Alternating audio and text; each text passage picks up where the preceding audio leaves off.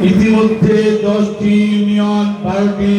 পৌরসভার ওয়ার্ডের মধ্যে 10টি ইউনিয়নে 15টি করে মসজিদের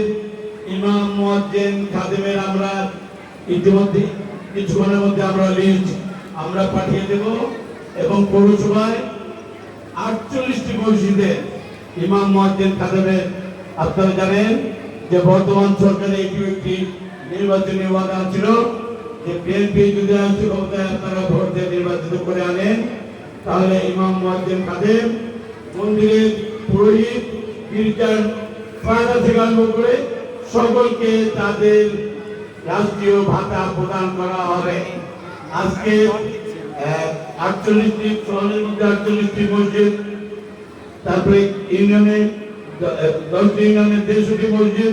এবং পর্যায়ক্রমে সবগুলি মসজিদ মন্দির গির্জা প্যাগোডা ইনশাআল্লাহ এই রাষ্ট্রীয় ভাতা ইনশাআল্লাহ পাবে, পর্যায়ক্রমে পাবে।